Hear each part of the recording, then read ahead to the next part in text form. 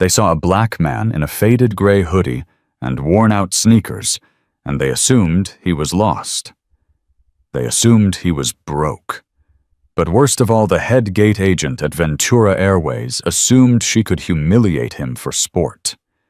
She laughed in his face, tore up his boarding pass, and threatened to have him arrested, all while a crowd of wealthy passengers watched and snickered. She didn't know that the man standing quietly before her wasn't just a passenger. He was the man who had just bought the controlling stake in her company. And that one phone call he was about to make, it wouldn't just end her career. It would bring the entire airline to its knees.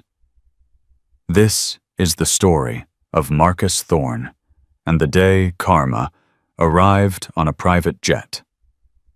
The automatic doors of JFK's Terminal 4 slid open with a hiss, admitting a gust of humid July air and the chaotic symphony of international travel. Among the throngs of tourists dragging oversized suitcases and businessmen barking into Bluetooth headsets, Marcus Thorne moved with the slow, deliberate pace of a man who had nothing left to prove. To the untrained eye, Marcus looked like nobody.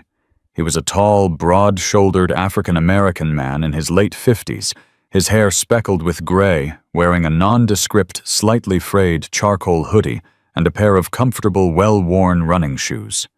He carried a single battered leather duffel bag slung over one shoulder. There was no designer logo on his chest, no gold watch on his wrist, and no Rimowa luggage trailing behind him. He looked tired. It had been a grueling week in Tokyo, closing a deal that had drained him mentally and physically, and all he wanted was to get home to Chicago, hug his wife Sarah, and sleep for 14 hours. He scanned the departures board. Ventura Airways Flight VA909 to Chicago. On time. Marcus adjusted his bag and headed toward the check-in counters. Ventura Airways branded itself as the pinnacle of modern luxury, and their check-in area reflected that. To the right was the economy line, a serpentine maze of frustrated families and crying babies. To the left, behind a velvet red rope and flanked by potted orchids, was the Sovereign Class check-in, Ventura's ultra-exclusive tier for first class and diamond status members. Marcus didn't hesitate. He ducked under the velvet rope, bypassing the long economy queue, and walked straight toward the pristine white counter of the Sovereign Class desk. Behind the desk stood Jessica Vance. Jessica was the kind of airline employee who wore her uniform like armor. Her navy blue blazer was tailored to perfection, her silk scarf tied in a severe knot, and her blonde hair was pulled back so tight it looked painful. She was currently typing furiously on her computer, ignoring the world, her perfectly manicured red nails clicking against the keys like hail on a tin roof. Marcus approached the counter and cleared his throat softly. "Good evening." Jessica didn't look up. She didn't even pause her typing. "Economy check-in is to the right, sir. The kiosks are self-service." Her tone wasn't just helpful. It was dismissive. It was the tone one uses for a stray dog wandering into a restaurant. "I know where economy is," Marcus said, his voice deep and calm, possessing a gravelly resonance that usually commanded attention in boardrooms. "I'm checking in for the 909 to Chicago. I'm in Sovereign Class." That made her stop. Jessica Vance slowly lifted her head. Her eyes, framed by heavy mascara, swept over Marcus. She looked at the fraying aglet on his hoodie string. She looked at the scuff mark on his sneaker. She looked at his skin. A small cold smirk touched the corner of her mouth. "Sir," she said, leaning forward slightly, her voice dropping to a patronizing faux whisper. "This line is for paying Sovereign Class members and global elites. If you're looking for an upgrade or standby, you need to go to the help desk at the back of the terminal. You can't just cut the line because you don't want to wait." I didn't cut the line, Marcus said, his patience already fraying, but his face remaining impassive. I have a ticket. If you'd just take my ID, you'd see. I don't need to see your ID to know you're in the wrong place. Jessica interrupted, her voice getting louder now, performative. She wanted the people in the economy line to hear. She wanted the wealthy couple standing 10 feet behind Marcus to hear. Security is tight today, and I really don't have time for games. Please exit the sovereign lane before I have to call security. Behind Marcus, a man in a bespoke Italian suit checked his Rolex and sighed loudly. Come on, buddy. You heard the lady. Move it along. Marcus didn't turn around. He kept his eyes locked on Jessica. He reached into his pocket and pulled out his passport and a heavy matte black credit card, the kind that doesn't have a limit, the kind you have to be invited to own. My name is Marcus Thorne, he said, placing the documents on the high counter. I am asking you for the last time to check me in. Jessica didn't touch the passport. She stared at it as if it were contaminated. I am not touching that, she sneered, recoiling slightly. And I am not checking you in. In fact, now you're holding up my actual customers. She looked past him to the man in the Italian suit. I'm so sorry, Mr. Sterling. I'll be with you in just a moment as soon as we clear this obstruction. The man, Mr. Sterling, chuckled. No worries, darling. Just get rid of the riffraff. Something in Marcus's chest tightened. It wasn't anger, exactly. It was a familiar, weary disappointment. He had been a CEO for 20 years. He had built infrastructure in developing nations, negotiated peace treaties between warring corporate factions, and donated millions to charity. Yet in this moment, in this airport, he was just a nuisance in a hoodie. You are making a mistake, Marcus said quietly. A very expensive mistake. Jessica laughed. It was a sharp barking sound. Is that a threat? Are you threatening me, sir? She stood up, smoothing her skirt, her eyes gleaming with the thrill of confrontation. She grabbed her radio. Security to Sovereign check-in. I have a non-compliant passenger refusing to vacate the priority area. He's becoming aggressive. Marcus stood still. He didn't raise his hands. He didn't shout. He just watched her. Aggressive, Marcus repeated. I haven't moved. I haven't raised my voice. You're aggressive by existing in a space you don't belong in. Jessica hissed, her mask of professional courtesy slipping entirely. Now get your bag and get out of my sight before I have you banned from flying permanently. Marcus looked at her name tag. Jessica Vance, Senior Station Lead. Jessica, Marcus said, memorizing the name. You really should have checked the manifest.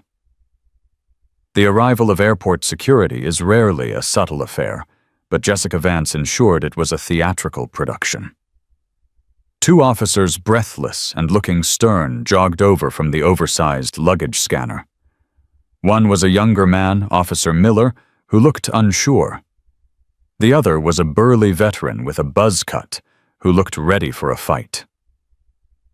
What's the problem here, Ms. Vance? The older officer asked, his hand resting instinctively near his belt. Jessica pointed a manicured finger at Marcus like an accuser in a witch trial. This man is harassing me and the other Sovereign passengers. He refuses to leave the priority lane. He's blocking business, and when I asked him to go to economy, he threatened me. The crowd around them had grown. In the age of social media, a commotion at an airport was like blood in the water. Smartphones were already raised. Several passengers in the economy line had abandoned their spots to get a better view. A teenage girl was live streaming, narrating the event to her followers. He threatened you, the burly officer asked, stepping into Marcus's personal space. He loomed over Marcus, trying to intimidate him. Sir, step back from the counter, now! I am a ticketed passenger, Marcus said, maintaining his composure, though his heart rate was climbing. I have a first-class seat on Flight 909. This agent refuses to scan my boarding pass.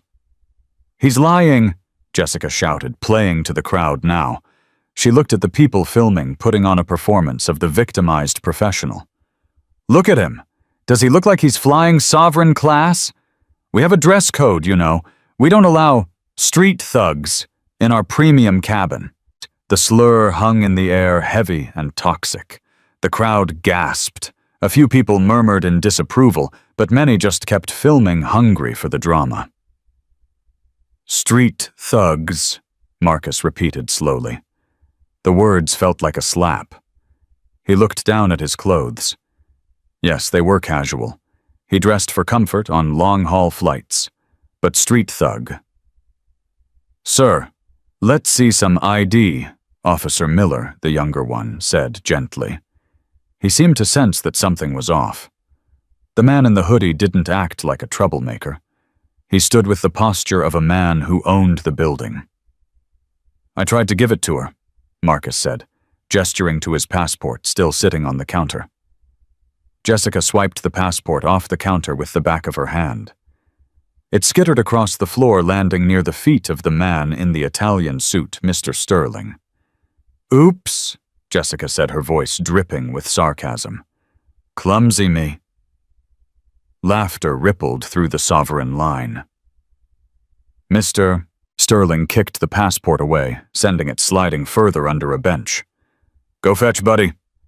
Marcus felt the heat rise in his cheeks. It wasn't shame. It was a cold, hard fury. He looked at Jessica, then at Mr. Sterling, then at the officers. He realized then that logic wasn't going to work here. Reason had left the building the moment Jessica saw his face. Pick it up, the older officer commanded Marcus. And then come with us. You're causing a disturbance. I'm not going anywhere until I speak to your supervisor, Marcus told Jessica. I am the supervisor. Jessica beamed, crossing her arms triumphantly. I am the station manager for this shift. The buck stops with me, and I say you aren't flying. Not on Ventura. Not today, not ever. I'm flagging your profile right now. She turned back to her computer and began typing aggressively. Let's see. Blocking name. Adding to the do not fly list for verbal abuse. There. Done. She turned back to him with a dazzling, malicious smile. You're grounded, sweetie. Now you can walk home. Marcus closed his eyes for a brief second. He took a deep breath, inhaling the scent of floor wax and stale coffee. When he opened his eyes, the warmth was gone from them. They were like steel. He didn't move toward the passport. He reached into his pocket and pulled out his phone. It was an older model. Nothing flashy, but it was secure. You can't use phones in the secure area while being detained, the older officer barked, reaching for Marcus's arm. Marcus stepped back, a fluid motion that was faster than a man his age should have been capable of. He held up a hand, palm out. I am making one phone call. If you touch me before I make this call, you will be named in the lawsuit alongside Ms. Vance and Ventura Airways. There was something in his voice, an absolute, terrifying certainty that made the officer pause. Even Jessica faltered for a second, her smile twitching. Marcus dialed a number from memory. He didn't scroll through contacts. He knew this number. He put the phone to his ear. The terminal was loud, but around Marcus a strange bubble of silence seemed to form, as people strained to hear what he was saying. Hello, a voice answered on the other end. It was a British accent, crisp and efficient. David, Marcus said. It's Thorne. Marcus, good heavens, are you back in the States? I thought you were still in Tokyo. How did the merger go? The merger is finished, Marcus said, his eyes locked on Jessica's face. David, I need you to look up the organizational chart for JFK Terminal 4 operations. Right now, Marcus, it's 2:00 a.m. in London. Right now, David. There was a pause, the sound of typing on the other end.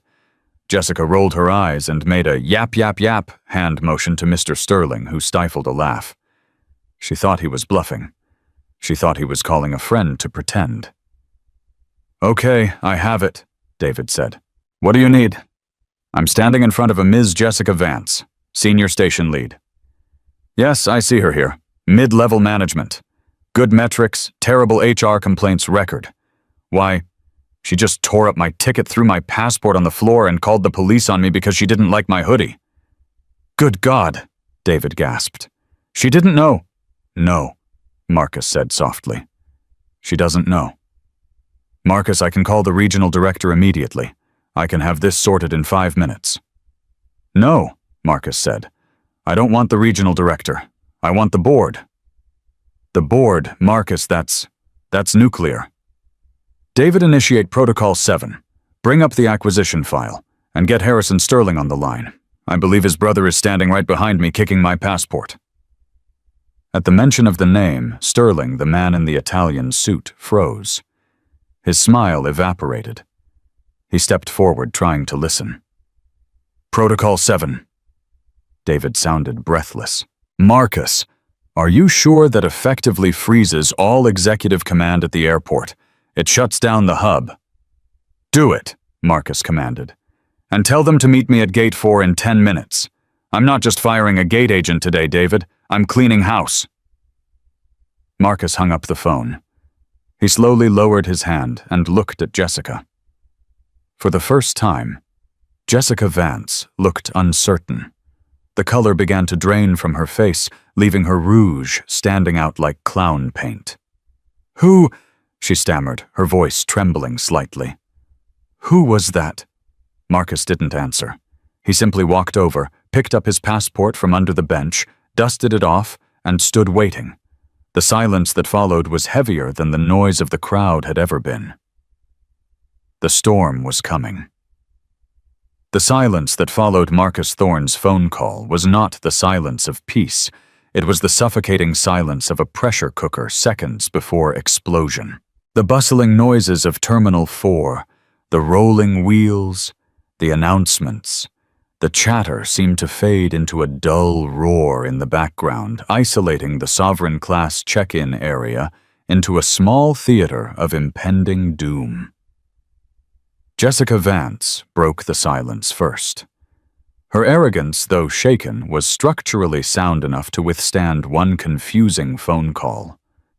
She let out a scoff, a sharp exhalation of air through her nose that was meant to signal dismissal, but sounded more like a nervous tick. "Protocol 7, she mocked, turning to the man in the Italian suit, Richard Sterling, for validation. "Honestly, the delusions of some people. He watches too many spy movies, probably calling his mother to come pick him up." Richard Sterling, however, wasn't laughing anymore. He was a man who worked in high-frequency trading. His entire life was built on recognizing patterns and reacting to information faster than the next guy. And he had just processed a piece of information that made his blood run cold. Harrison Sterling. The man in the hoodie had mentioned his brother Harrison. Not just mentioned him, but spoken about him with the casual familiarity of a peer. Harrison Sterling was the CEO of Sterling Vance Capital, a hedge fund that managed billions. Harrison didn't have friends. He had associates and rivals. If this man knew Harrison's direct line, he wasn't a nobody. Richard squinted at Marcus. He looked past the hoodie. He looked at the facial structure, the intense predatory intelligence in the eyes. He stripped away the context of the airport and the clothes, and suddenly an image from the front page of the Wall Street Journal 3 days ago flashed in his mind. The silent takeover Thorne Industries acquires mystery stake in transportation sector. Richard's face went the color of curdled milk. He took a half-step back, distancing himself from Jessica. "Officer!" Jessica barked, her voice shrill now, trying to regain the momentum. "Why is he still standing there? I told you he is trespassing. Arrest him." The burly officer, whose name tag read Officer Kowalski, looked down at his handheld device. He had run Marcus's name while the phone call was happening. He was tapping the screen, frowning. He tapped it again. Then he shook the device as if it were broken. "Ms. Vance," Kowalski said, his voice dropping an octave. "I can't arrest him." "What do you mean you can't?" Jessica screeched. "I'm the complainant. He's disrupting airline operations. My system—" Kowalski swallowed hard, looking at Marcus with a newfound wariness. "When I put in Marcus Thorne, the system locked me out. It just says, diplomatic / executive clearance, do not detain, notify DHS liaison. Only way I get a flag like that is if the guy is a foreign dignitary or someone way above my pay grade." "It's a fake ID," Jessica insisted, slamming her hand on the counter. "He's a con artist. Look at his shoes. Do diplomats wear Nikes with scuff marks?" Marcus finally spoke. He didn't shout. He didn't move toward her. He just adjusted the strap of his bag. "They aren't scuff marks, Jessica," Marcus said calmly. "That's concrete dust from the foundation of a girls' school I helped build in Cambodia last week. And this hoodie, I was wearing it when I signed the papers to save your pension fund from bankruptcy this morning. But you wouldn't know about that, because you were too busy worrying about the dress code." "My pension is fine," Jessica snapped. "Ventura is posting record profits. Ventura is 3 weeks away from insolvency," Marcus corrected her, his voice devoid of emotion. "Or at least it was. Until I bought the debt." "You bought the debt?" Jessica stared at him, her mouth slightly open. Her brain was trying to process the words, but her prejudice was acting as a firewall, blocking the truth. "You're crazy. You're actually crazy. Officer, get him out of here before he hurts someone." But the atmosphere in the terminal had shifted physically. Suddenly, the red phones behind the counter, the emergency lines that connected directly to the operations control center, began to ring. Not just one. All 3 of them. Ring, ring, ring. The sound was jarring. Jessica jumped. The other check-in agents, who had been watching the scene unfold with wide eyes, looked at the phones in terror. Those phones never rang unless a plane was down or the airport was under attack. At the same time, the large LCD screens above the check-in counters flickered. The standard Ventura Airways modern luxury logo disappeared. The screens went black for a second, then rebooted with a blue spinning circle. "What is going on?" Richard Sterling whispered, clutching his carry-on bag. "Why are the screens rebooting?" "It's a glitch," Jessica said, her voice trembling. "Just a system glitch. Ignore it." She reached for one of the ringing red phones. "Ventura Sovereign Desk. This is Vance. We are currently dealing with a security—" "Shut up!" The voice on the other end was so loud that Marcus could hear it from where he stood. It was a roar of pure panic. Jessica pulled the phone away from her ear, wincing. "Excuse me." "This is Lawrence Henderson," the voice bellowed. Lawrence Henderson was the regional vice president of operations for the entire East Coast. Jessica had met him once at a Christmas party. He was a god in the company hierarchy. "Jessica, who is standing at your counter." "Sir, it's a disruptive passenger, a Mr. Thorne. I'm having him removed by security right now." "Do not touch him," Henderson screamed. "Do not speak to him. Do not look at him wrong. If he asks for a glass of water, you give him the sweat off your own back if you have to. Do you understand me? I'm 2 minutes away. If he's not happy when I get there, Jessica, I will make sure you never work in a building with windows again." The line went dead. Jessica slowly lowered the phone. Her hand was shaking so violently that she missed the cradle twice before hanging up. She looked up at Marcus. Marcus was checking his watch. 1 minute and 45 seconds, he muttered to himself. David is getting slow. The crowd around them was buzzing. The teenage girl live streaming was now narrating frantically. "Guys, I think this is real. The manager just turned pale white. The screens are glitching. The police stepped back. This dude in the hoodie is literally Thanos right now. Richard Sterling, realizing the ship was sinking, decided to abandon the captain. He stepped toward Marcus, putting on his best salesman smile. "Sir," Richard said, his voice oily and desperate. "Mr. Thorne, was it? I think there's been a misunderstanding here. You know how stressful travel can be. Tensions run high. I didn't mean any disrespect with the passport comment. Just a joke between travelers, right?" Marcus slowly turned his head to look at Richard. He didn't blink. "Mr. Sterling," Marcus said, "your brother Harrison told me you were flying to Chicago to pitch the new crypto derivative fund to the Teachers Union Pension Board." Richard froze. "How?" Yes, that's a huge opportunity for us." "I sit on that board," Marcus said simply. Richard felt the air leave his lungs. You're on the board." "I am the chairman of the ethics committee," Marcus clarified. "And I have a very strict policy regarding the character of the fund managers we trust with our teachers' retirement money. Mocking strangers in airports, kicking passports that reflects poorly on your risk assessment capabilities, Richard." "Mr. Thorne, please," Richard stammered, sweat breaking out on his forehead. "It was just a moment of frustration. I've been up since 4 a.m. "We're all tired, Richard," Marcus said, turning back to Jessica.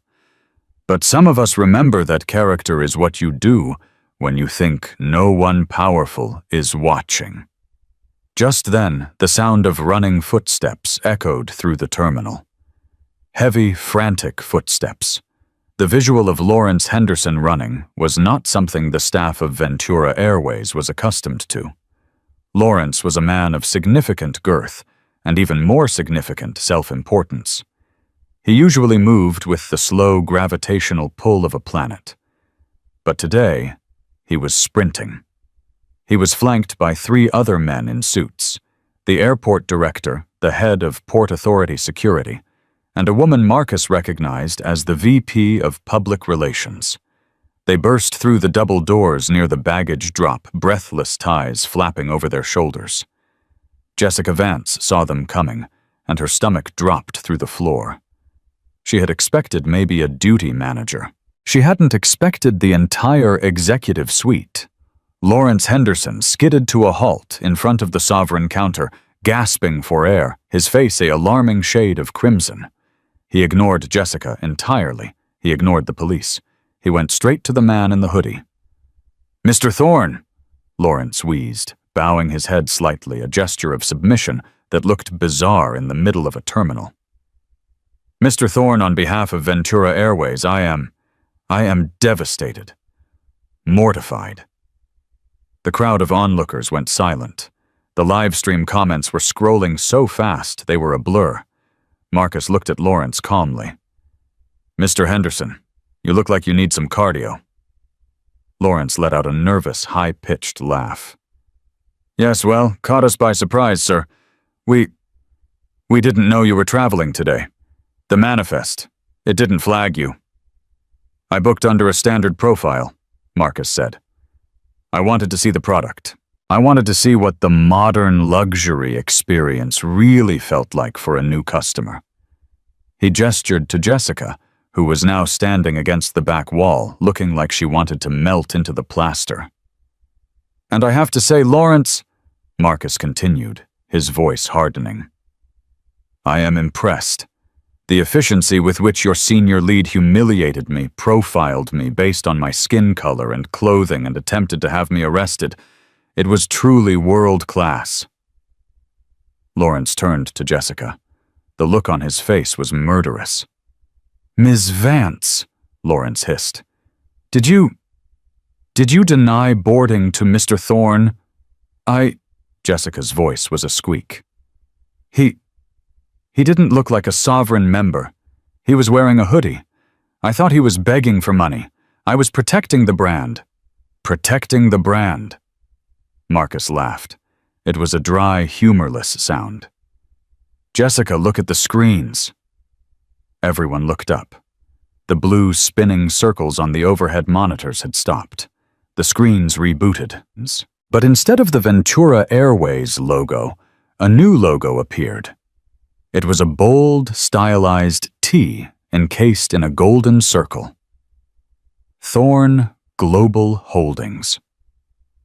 Underneath it, the text scrolled, "Welcome to the future of aviation." "You weren't protecting the brand," Marcus said softly.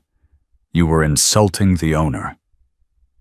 Jessica's knees actually gave out. She slumped against the counter, grabbing the edge to stay upright. "Owner," she whispered. "But the merger wasn't supposed to close until next month." "I accelerated it," Marcus said. "As of 9:00 a.m. Tokyo time, I own 51% of the controlling stock. I am not just a passenger, Jessica. I am your employer. I am the landlord of this terminal. I am the reason these lights are on." He turned to the police officers. "Officer Kowalski, is it?" "Yes, sir," the burly officer said, standing at attention. "You can stand down. No laws have been broken here, except perhaps some civil rights statutes by the airline staff." "Understood, sir," Kowalski said, tipping his cap and practically dragging his younger partner away. He wanted no part of the bloodbath that was about to happen. Marcus turned back to Lawrence. "Here's what is going to happen, Lawrence. I'm going to Chicago. I am going to get on Flight 909, and I want to be checked in by Ms. Vance." Lawrence blinked. "Sir, you want her to check you in. I can do it personally, or the VP here." "No," Marcus said. "Ms. Vance was very concerned about procedure. She was very concerned about the rules, so I want her to finish the job." Marcus walked up to the counter, right up to where Jessica was trembling. He placed his passport down gently. "Check me in, Jessica," he said. Jessica's hands shook so badly she could barely hold the mouse. Tears were streaming down her face, ruining her perfect makeup, leaving black streaks of mascara running down her cheeks. She looked like a tragic clown. I can't," she sobbed. "I'm sorry. I'm so sorry, Mr. Thorne. I didn't know. Please, I have a mortgage. My daughter is in private school." "Type," Marcus commanded. She typed. She pulled up his reservation. Her eyes widened when she saw the status code on the screen. It wasn't just sovereign. It was chairman's circle, owner priority. "Seat 1A, she whispered. "Print the boarding pass," Marcus said. The printer whirred. The sound was loud in the quiet terminal. She tore the slip of paper off and handed it to him with two hands, like an offering to a deity. "Thank you," Marcus said. He took the pass. Then he leaned in close. "Now, Jessica, grab your bag." My bag," she sniffled.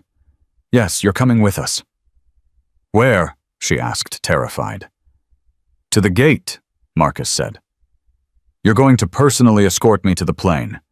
You are going to announce my boarding, and then you and I are going to have a little performance review at 30,000 feet. I have to work the desk," she stammered, looking to Lawrence for help. Lawrence looked at her coldly. "Do as Mr. Thorne says, Ms. Vance, or don't bother coming back." Marcus turned and began walking toward security. The crowd parted for him like the Red Sea. Richard Sterling was still standing there, looking like he wanted to vomit. Marcus stopped next to Richard. "Oh, and Mr. Sterling." "Yes," Richard squeaked. "I believe your seat is 2A, right behind me." "Yes, sir." "Not anymore," Marcus said. He looked at Lawrence. "Lawrence, downgrade Mr. Sterling to economy, the last row, by the lavatory." But I paid full fare," Richard protested. "Refund him," Marcus said, walking away. "I don't want his money, and I certainly don't want his face near mine." As Marcus walked through the TSA pre-check lane, he didn't look back. But he could hear Richard shouting at Lawrence, and he could hear the click-clack of Jessica's heels as she scurried to catch up with him, her world crumbling with every step. The karma hadn't even fully hit yet. The flight was just beginning. The walk from the security checkpoint to gate B12 was approximately 400 yards, but for Jessica Vance it felt like a death march across a continent. She walked half a step behind Marcus Thorne, clutching her clipboard to her chest like a shield. Her high heels, usually a source of pride, now felt like shackles clacking loudly on the terrazzo floor, drawing attention to her utter humiliation. Every time a colleague passed them a baggage handler, a janitor, a fellow gate agent. They nodded respectfully at Jessica, confused by her tear-streaked face and the stoic, hoodie-clad man she was trailing like a servant. "Ms. Vance," Marcus said, not turning his head, his voice cutting through the ambient noise of the terminal. "You're lagging. Pick up the pace. We have a schedule to keep." "Yes, Mr. Thorne," she whispered, forcing her legs to move faster. Behind them, a tragic comedy was unfolding. Richard Sterling, stripped of his dignity and his first-class ticket, was dragging his Rimowa suitcase, muttering curses under his breath. He had been given a new boarding pass, seat 34E. The middle seat. The very back row. Next to the lavatory. For a man who hadn't flown anything less than business class in 15 years, this was a torture worse than prison. As they approached Gate B12, the atmosphere changed. The gate agents there, unaware of the drama at the front desk, were relaxed, chatting about their weekend plans. When they saw Jessica approaching with a man in a hoodie, one of them, a young woman named Chloe, stepped forward with a frown. "Jessica?" Chloe asked, confused. "What's going on?" "Who is this?" "We're about to start boarding Sovereign Group." Jessica opened her mouth to speak, but the words stuck in her throat. How could she explain? How could she tell her subordinates that she had just tried to arrest the man who signed their paychecks? "This is Mr. Thorne," Jessica managed to choke out. He is our VIP guest today." Chloe raised an eyebrow, looking Marcus up and down. "VIP, in a hoodie." "Yes, Chloe," Marcus said, stepping forward with a warm, disarming smile that stood in stark contrast to his cold treatment of Jessica. "And you must be the gate lead. I like how organized your counter is." Chloe blinked, charmed despite herself. "Oh, thank you, sir. We try our best." "Jessica," Marcus said, his voice dropping back to 0 degrees Kelvin. "Announce the boarding, and I want you to introduce me." "Introduce you?" Jessica paled. "Yes. Grab the microphone. Tell the passengers of Flight 909 that the new owner of Ventura Airways is flying with them today. And tell them that you, Jessica Vance, are personally ensuring his comfort because you care so deeply about customer service." It was a cruel twist. He was forcing her to publicly claim the very virtue she had violated. Jessica stepped up to the podium. Her hand shook as she grabbed the microphone. The boarding area was packed. 200 people were waiting. Good morning, ladies and gentlemen," her voice cracked over the PA system. Feedback whined, and people covered their ears. "Sorry," she whispered. She took a deep breath. "Welcome to Flight 909 to Chicago. We have a very special guest with us today." She looked at Marcus. He was watching her with the intensity of a hawk. "Mr. Marcus Thorne," she continued, her voice trembling. The new owner of Ventura Airways is joining us. We are honored to have him." A murmur went through the crowd. Heads turned. People stood on tiptoes. "And Jessica swallowed a sob. "I am personally escorting him to ensure that Ventura's standards of excellence are met. Because here at Ventura, we treat every passenger like family, no matter what they look like." The irony was so thick it was choking her. "Excellent speech," Marcus said, loud enough for the front row to hear. "A bit stuttery, but we can work on public speaking. Shall we?" He handed his boarding pass to Chloe, who scanned it with a wide-eyed stare. Beep. Marcus walked down the jet bridge, Jessica trailing him. As they reached the aircraft door, the purser, a sharp woman named Nancy with 30 years of flying experience, was waiting. "Welcome aboard, sir," Nancy said brightly. She looked at Jessica's ruined makeup and the strange tension. "Jessica, everything all right?" "Nancy," Marcus interrupted, stepping into the cabin. The smell of recycled air and leather hit him. "Ms. Vance will be joining us for the flight. She's undergoing an emergency training evaluation. She'll be sitting in the jump seat in the galley." Nancy looked confused. "The jump seat?" "But sir, that's for crew only." "It's fine, Nancy," Jessica said quickly, her spirit completely broken. "I'll sit wherever he says." "Actually," Marcus corrected himself, pausing by the entrance of the first-class cabin.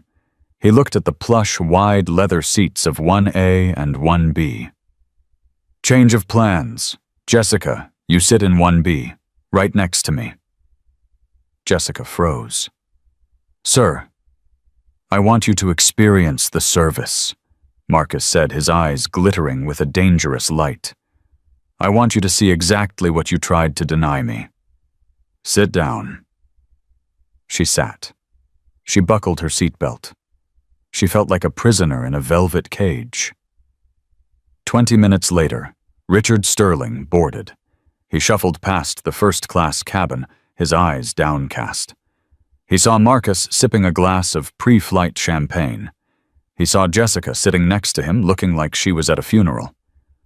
"Enjoy the flight, Mr. Sterling," Marcus called out cheerfully as Richard trudged toward the economy curtain. "I hear the view from row 34 is intimate." Richard didn't respond. He just kept walking, disappearing into the back of the plane, into the crowded, noisy reality he had spent his life avoiding. The flight to Chicago was smooth, but inside the cabin of Flight 909, the turbulence was entirely psychological. Once the seatbelt sign pinged off, the flight attendants sprang into action. They were nervous. The news had spread through the galley grapevine like wildfire. "The guy in 1A is the owner. He bought the company this morning. Don't mess up. Service was impeccable. Warm nuts, vintage champagne, hot towels." Marcus accepted it all with grace, thanking every flight attendant by name. Jessica, however, hadn't touched a thing. She sat rigid in seat 1B, staring straight ahead at the seatback screen, which was playing the flight map. She was terrified to move, terrified to speak. "Drink your champagne, Jessica," Marcus said, not looking up from his iPad. "It's a 2012 Dom Perignon. Retail price is $300 a bottle. You threw a man out of line who pays for this service. You should know what it tastes like." "I'm not thirsty," she whispered. "Drink it," he commanded softly. She picked up the glass and took a sip. It tasted like ash in her mouth. Marcus put his iPad down. He turned his chair slightly to face her. The cabin was quiet. Most passengers had noise-canceling headphones on. "Do you know why I was in Tokyo, Jessica?" She shook her head. "I was meeting with the investors of Ventura Airways. They wanted to liquidate the company. They said the brand was dead. They said customer satisfaction was at an all-time low. They wanted to sell the planes for scrap and fire all 12,000 employees." Jessica's eyes widened. She hadn't known it was that bad. "I fought for this company," Marcus continued, his voice low and intense. "I put up my own personal fortune to save it, because I believe in the legacy of this airline. I believe in the people who work here, the pilots, the baggage handlers, the mechanics who work in the freezing cold." He leaned in closer. "And then I come to my own hub on the very first day of my ownership. And what do I find? Do I find professionalism? Do I find grace? Mr. Thorne, please." Jessica begged, a tear sliding down her nose. "I made a mistake. I judged you. I was wrong. I'll do anything. I'll take a demotion. I'll work the baggage ramp. Please don't fire me." Marcus looked at her with a mix of pity and disgust. "You think this is about you being rude?" he asked. "Jessica, if you were just rude, I'd send you to sensitivity training.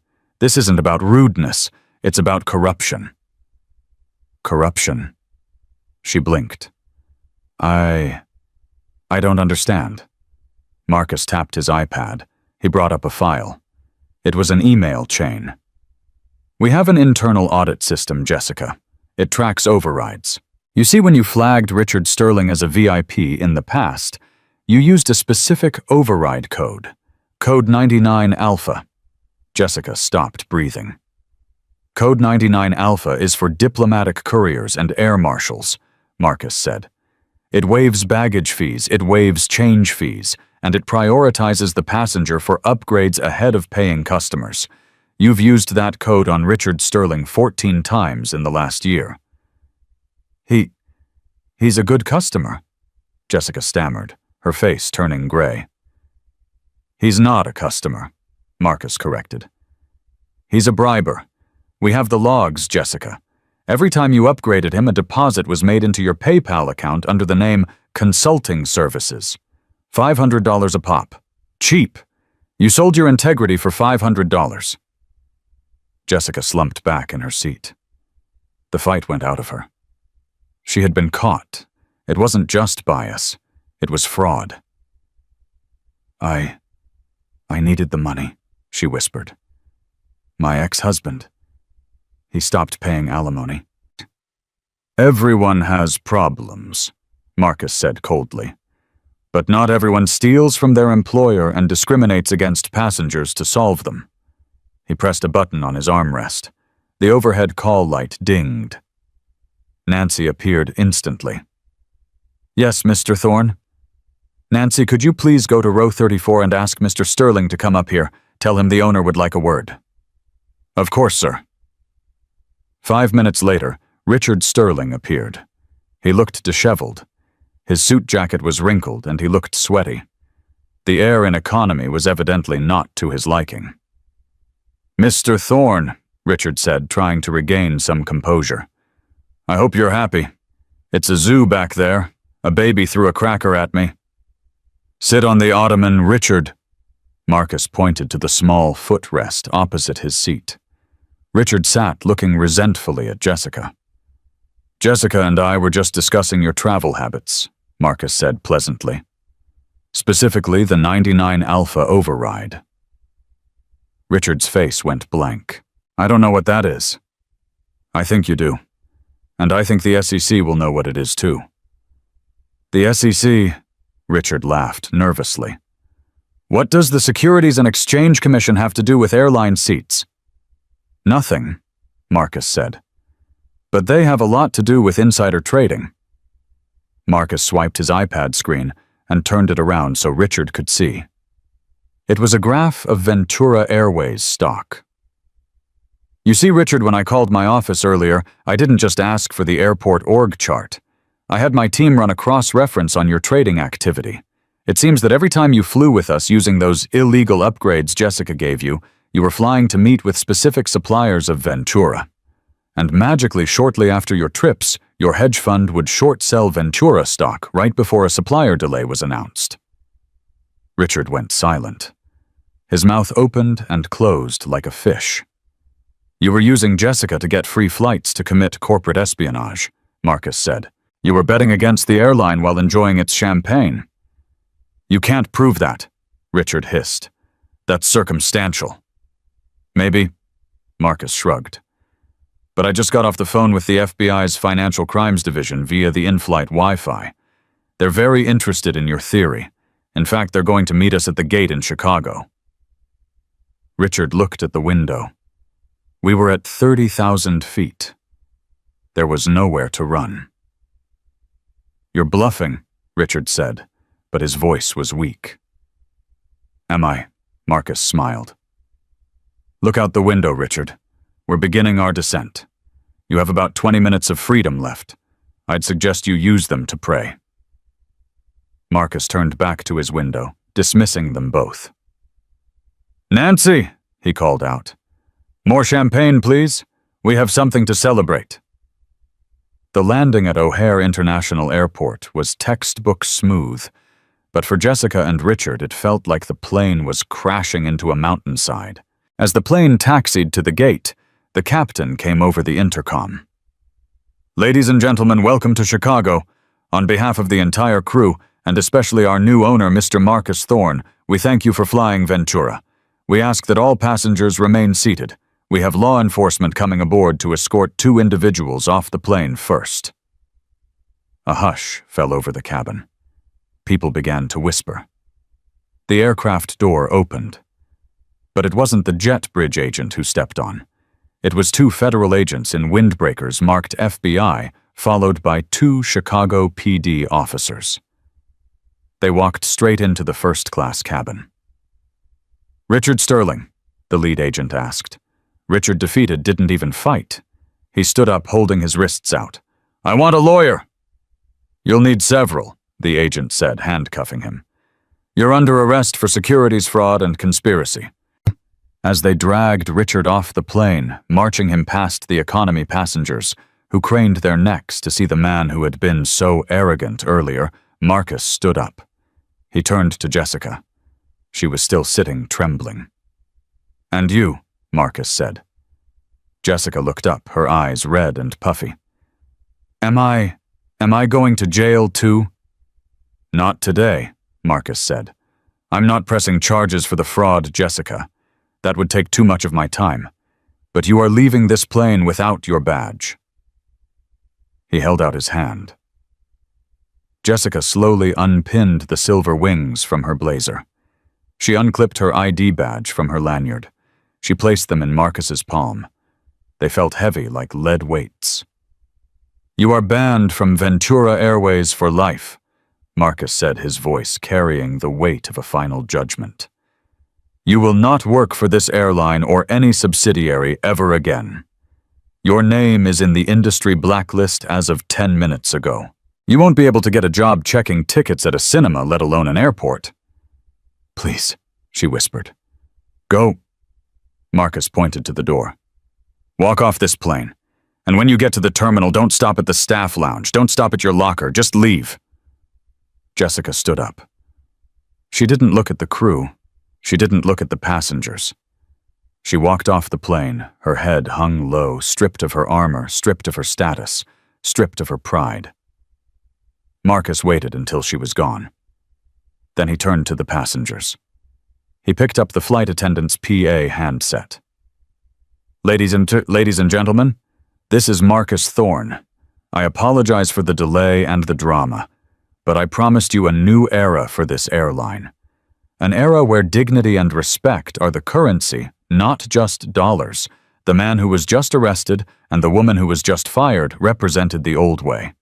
They judged people by their clothes and their skin. They thought they were untouchable. He paused, looking out at the diverse faces in the cabin. Black, white, Asian, young, old. Let this be a message. When you fly with us, you are family, and nobody disrespects my family. Drinks are on the house at the terminal bar for everyone on Flight 909. Welcome to Chicago. The cabin erupted in applause. It started slow, then grew into a roar. People were cheering, whistling. Even the flight attendants were clapping relief washing over them. Marcus handed the phone back to Nancy. She was smiling a genuine, hopeful smile. "That was quite an entrance, Mr. Thorne," she said. Marcus adjusted his hoodie, picking up his battered leather bag. "It's not an entrance, Nancy," he said, walking toward the door. "It's a correction." As Marcus walked into the terminal, he didn't look back. He had a meeting with the board of directors in 1 hour. He had a company to rebuild. But as he walked past the window and saw the police car taking Richard Sterling away, and Jessica Vance standing on the curb waiting for a bus in the rain, he knew the foundation was already laid. Karma hadn't just hit. It had landed taxied and parked at the gate. And that is the story of how one arrogant mistake brought down a corrupt empire. Jessica Vance thought she was just kicking a nobody out of line, but she ended up kicking herself out of a career. It goes to show that you never truly know who you are talking to. Status isn't about the suit you wear or the card in your wallet. It's about how you treat people when you think you have nothing to gain from them. Marcus Thorne didn't need a suit to be powerful. He carried his power in his character.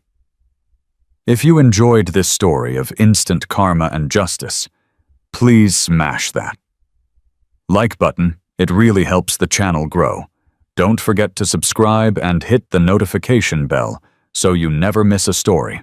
We have a crazy revenge drama coming up next week involving a cheating spouse and a winning lottery ticket that you do not want to miss. Thanks for watching, and remember, be kind because you never know who's watching.